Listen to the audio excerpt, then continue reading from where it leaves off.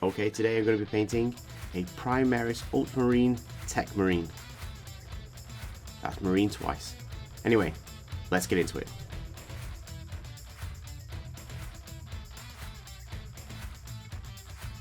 Okay, so I started by underpainting these shadows in the Leviathan purple, obviously over a nice dark black primer, and then I went in and did the highlights with Flash Gits Yellow. All of this was done with the airbrush, but you can dry brush this too, it's not a problem. Then I gave everything a shot of Blood Angels Red, nice contrast paint from Citadel, and this way I'm getting those colours through the contrast paint. Then I gave everything a dry brush in Mephiston Red, because I wanted to just flatten out the colour a little bit, but still keep the character of those undertones that I got from the undercolouring with the airbrush. Now I'm giving another dry brush, just in a small area that I did with the Mephiston Red with Evil Sun's Scarlet. It's a lovely bright red from Citadel. And yeah, this is just going to give some shape to the armour, and this is the most important part of the Marine really. So we don't have to be careful here, because it doesn't matter if we get it on the other areas, because we're going to paint those afterwards, but we're just really working on bringing the armour to life. Now I'm using some Fire Dragon Bright just on these very sharp edges around his neck, and also going to be on his knee. These aren't important now, it's just to help remind me later to re-highlight these areas, and also to make those highlights a bit brighter with this brighter colour underneath. Now titanium white for the eyes. We need to be super careful here, because we don't want to be getting this anywhere except right inside those eye lenses. So lovely small brush, tiny strokes, really taking our time. Okay, so we've got Stormhost Silver here on the details on his helmet, and there's a reason for this which I'll explain when I come back to Stormhost Silver in just a little while. Then I'm going to be painting his knee pad and his shoulder pad in Macragge Blue, the Ultramarine's official colours. Being careful here, because we spent a bit of time getting that armour looking really volumetric and lovely and lifelike. We want to be really careful we don't make mistakes here, because covering those mistakes up is going to be very difficult. So might need a couple of coats with this, but we just want that whole shoulder pad and the knee pad in Macragge Blue, and then quickly, before it dries completely, we're going to be wet blending a little bit of Calgar Blue into the top edges of those. So we're backward and forward with a tiny bit of water involved as well, just so we get a nice smooth movement from the Calgar Blue through to the Macragge Blue, just so this area doesn't look like one flat colour next to all that lovely shaped red. Warpstone Glow, little watered down, going into the eye lenses. Being very careful again, we want to cover all the white but not get any on the red, and this contrast will just really make the helmet stand out. Now I'm using Black Legion for the handle of his giant, should we say, Techmarine axe, but I'm also using it for his under armour areas, those little tubey bits behind his knees and his elbows and inside of the old lovely Space Marine crotch. And the reason I'm using the contrast paint here is because I don't want too much of it, but I do want a little of that red and those purples and yellows to come through the black and give it a little bit of character, even as subtle as it is. I'm also doing the hoses, and I'm doing his shoulder cannon. Shoulder bolter, really. But the whole thing in black. Should be able to get this all in one coat. Now, Stormhost Silver, again, the reason I'm using Stormhost Silver here is because I'm using it on just the areas that are attached to his armour, so the things that affect him.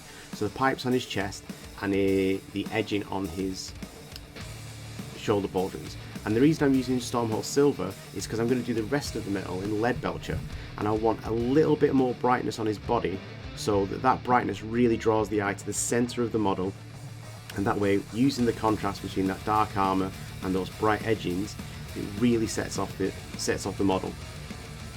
And then when we use Lead Belcher later, you'll see it's only subtle, but there is a little bit of differentiation, and the eye really picks up that differentiation in contrast, and it really helps give the model a bit more life, a bit more shape, and more size. He seems even bigger on the table.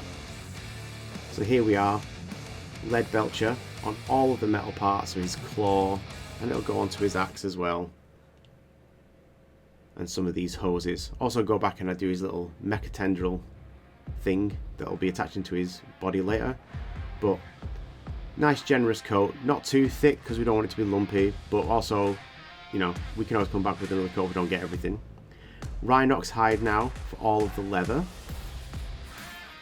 And I also, there's some extra pouches, sorry, on here that I stole from a Hearthkin salvager sprue, because I just think this Techmarine, I want to give him a sort of 90s superhero vibe, and we all know in the 90s all superheroes really needed to save the world was pouches.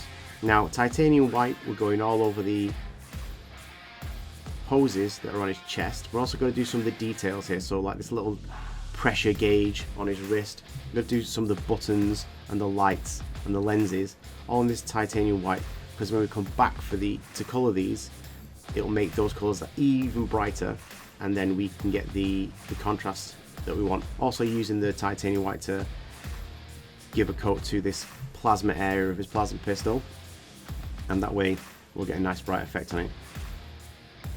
Yellow, Avalon Sunset I like for my hazard hoses, because it's got a slightly oranger feel, so it's not quite as intensely bright yellow.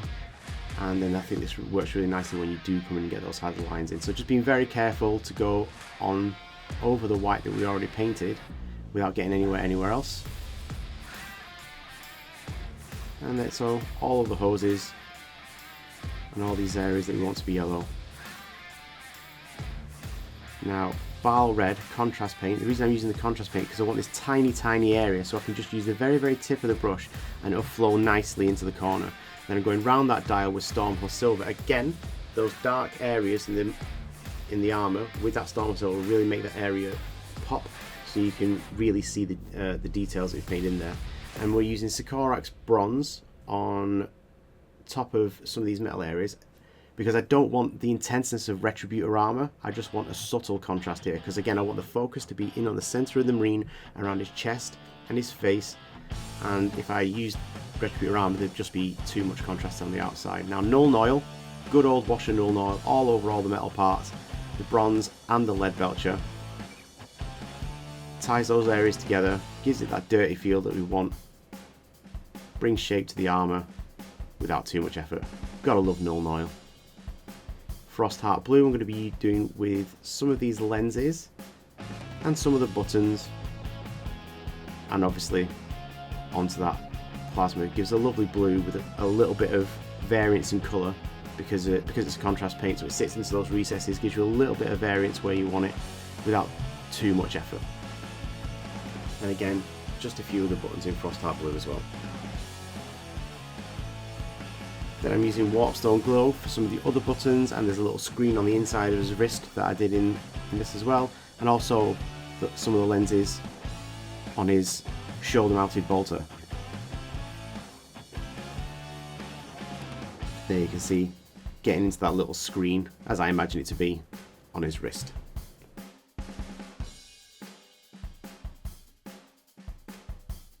Vallejo Black just for that tiny arm pointer in the dial, and touch up a few areas that I think that I missed with the contrast black. It won't make too much of a difference, but the reason I'm using the Vallejo Black is because I'm mostly using it for this Mechanicus cog. This is the most stressful part of the model for me, because you've got to be super careful. I don't want to come back and try and fix this. So this half the skull, the opposing half of the cog, and I'm using this nice flat black because it gives a really good contrast with the silver, nice and bright, draws your eye, and I've got more control of where it goes. Then I'm back with some titanium white ink into some of the details of this plasma weapon, just to give it a bit more of a glow, and I can be super careful with this and really accurate with a really intense impact. And then again with the Vallejo Black, I'm starting to paint the stripes on my hazard hoses.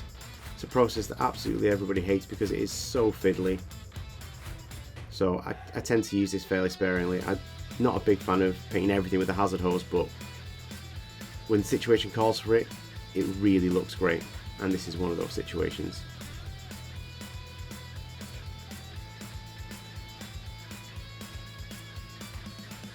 Now giving the armour, and I actually gave the leather as well, a good wash with a wash that I made. We're using, odorless mineral oil with some lamp black and burnt sienna mixed together in equal parts. I like my washes nice and thin because I feel like I have more control, and I can always go back and add a little more if I want to. And then we're getting this into all the recesses on the armour and the recesses on the leather, and using that capillary reaction just to help it flow. And there's a little shine on it because it's mineral oil, but don't worry about that. It won't dry with that big bright shine. And we can always come back and we can clean it up a little bit. And we have plenty of time to do that because it takes quite a while to dry. So this is a process I like to do at the end of a session of painting. When I know I'm done for the day, I'll do these and then quickly give them a clean up like this with a cotton bud, and I can come back the next day when it's all dry and get started again. But as you can see, such a great effect. That shine really goes away when you start to give it a wipe down, but the colour stays in those recesses, really brings life to the model. The whole base painting in Eshin grey because I want a lovely deep dark grey for the base of this, but I chose the Eshin grey because it's got a slightly bluer feel, and that blue working with the red really brings that red to life, but also sort of ties in with the blue, the shoulder pad and the knee pad, gives it a slightly colder world feel. And I didn't paint the entire base, I just painted the top in this Eshin grey because I actually quite like the way that it goes up from the natural cork through a slightly darker brown from the some of the underpainting that I did, and then becomes that dark grey on the top. So I feel like it really sort of gives it layers to that base.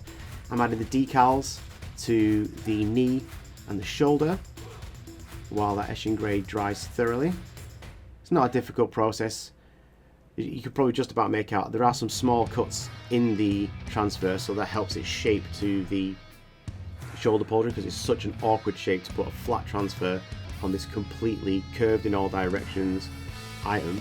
But lots of water on the model and on the decal itself, and it'll come away from the paper fairly easily, and we can pick it up with the brush, put it into place, and then as long as everything's nice and wet, we can move it around, get it into the right position, and then just leave it to air dry.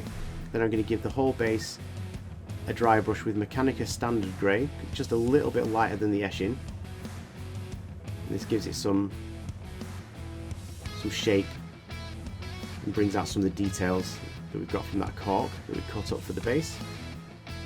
And then once we're done with the Mechanica Standard Grey, we'll leave that to dry and give it a slightly brighter dry brushing in a slightly smaller area with some Administratum Grey. So we're just getting the higher edges with this, not covering it entirely, and then we've got that sort of 3 steps of grey to bring this area to life. Again, just being careful not to do too much with this, because at this stage of the brightest highlights, a little bit goes a long way, and we're just getting those highest edges and not covering all the work that we've done in the previous steps. Okay, and once we're dry there, we're going to come back with Evil Sun Scarlet, one of the best reds I think that Citadel makes, and we're going to use this to highlight some of the highest points of the armor, because this just gives it that point of impact shine from light. I don't like doing edge highlighting too much, really not a fan of it. I think it looks a little bit crazy, but I'm sort of applying this fairly generously but fairly loosely and a little wet. And we go back to the area where we had the Fire Dragon Bright. Again, this was just to remind me to do this step, but now that I put this Evil Sun Scarlet over that Fire Dragon Bright, it really pops as a highlight, so I don't have to work too hard on these ridiculously tight edge highlights. I really get the effect, and this bright area really surrounds his head and really brings your focus in there. And I did a little bit on his leg as well, because I thought it just looked a little bit flat and low, so just, I suppose you could call it glazing, glazed it onto his leg. Now I'm using some Dirty Down Rust, Magic in a Bottle. I'm just painting on really generously onto these metal rods. And what these metal rods are just paper clips that I straightened and pushed through the cork from one side to the other. And then I paint with the Dirty Down Rust, and they look like rusty rebar. Literally no effort, magic in a bottle, amazing effect. Little shrubs just stuck into these rocks, so it looks like this rubble's been there for long enough for something to come back to life, but it also draws a little bit of interest to the base, adds a little bit of life to it. And who doesn't love a shrub?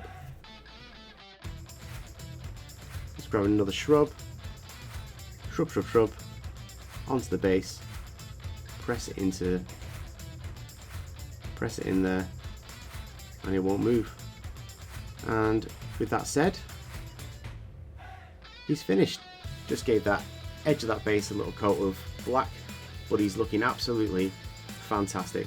Don't forget to like and subscribe if you're enjoying the videos, and we'll be back soon with more.